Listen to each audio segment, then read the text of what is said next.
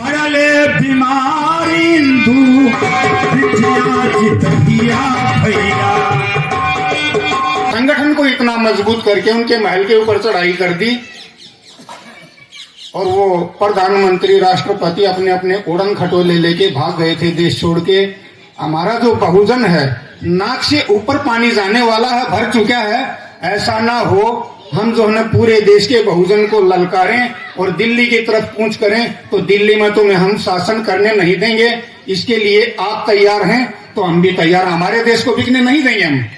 एक ताजमहल, एक किनारे पर ताजमहल, परले किनारे पर किनारे, उस किनारे पर ताजमहल है और इस किनारे पर उसका व्यू भी है। और उसी व्यू के किनारे पर आपने बौद्ध विहार बना रखा है और उस बौद्ध विहार पे आप आज एक कारवां कर रहे हैं, कार्यक्रम कर रहे हैं और उसका एक नाम दिया आपने सत्संग विचार गोष्ठी।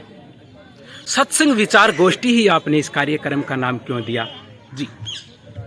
देखिए, मैंने ये जब ओपनिंग की थी उस टाइम बताया था,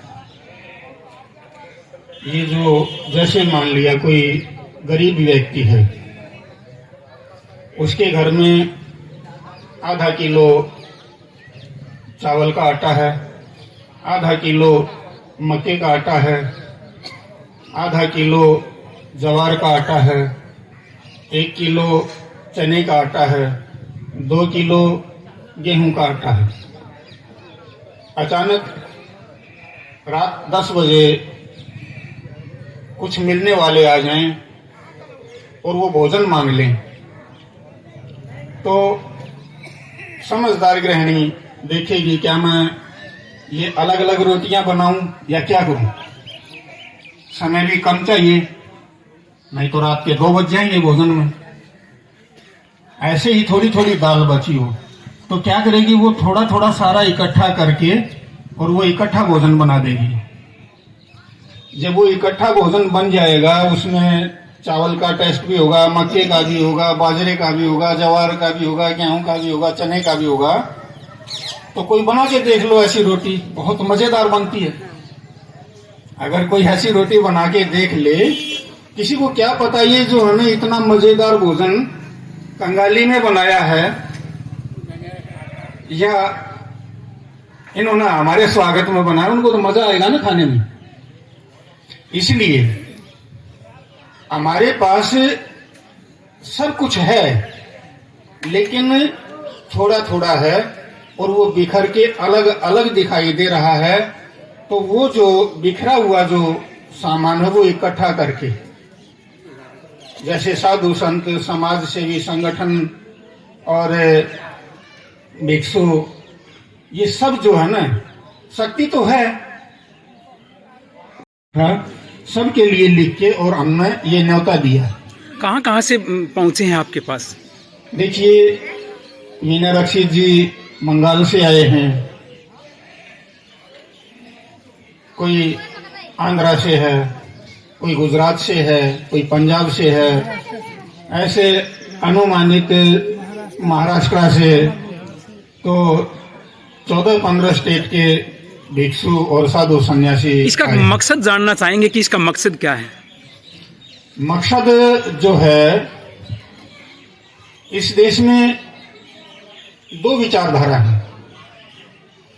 एक विचारधारा गुलाम बनाने वाली है और दूसरी विचारधारा आजाद बनाने वाली। जो गुलाम बनाने वाली विचारधारा है, उन लोगों ने अपना संगठन मजबूत बना के गुलामी थोपने का काम जबरदस्ती किया हुआ है। हमें समझ में आ गई कि ये हमें जो है ना मनुवादी लोग गुलाम बना रहे हैं।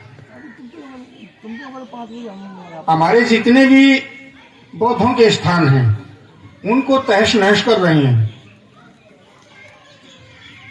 और भी हमारे बहुजन के लोगों का जितना भी रोजगार है उसको बंद कर रहे हैं, एकाएक कठिनाई दे रहे हैं। जिस घर में जवान बेटी शादी के लायक है उसका इतना हिसाब किताब नहीं छोड़ दिया इन लोगों ने कि उसकी शादी ठीक ठाक कर दें। नौकरी वाले परेशान, व्यवसाय वाले परेशान, लेबरर परेशान, इन लोगों ने बीमारी दी, बेरोजगारी दी, देश का सत्यानाश किया, सारी कंपनियां बेच दी, सारे देश का प्राइवेटीकरण कर दिया, वोट के ऊपर डाका मार लिया। तो हम जो है ना अब यहाँ तक भर चुके हैं, जान चुके हैं कि ये बेईमान और कितना बेईमाना करेंगे। हम इनको बात में समझाना चाहते हैं, ये हमारा जो है ना जो डाका मार रहे हैं, अब हम उनको जो है ना डाका नहीं मारने देंगे। ये जो भिक्षु संघ है भारत का, एक बार म्यांमार की सरकार ने पागलपन दिया था, इन्होंने उस सरकार का दिमाग ठीक करने के लिए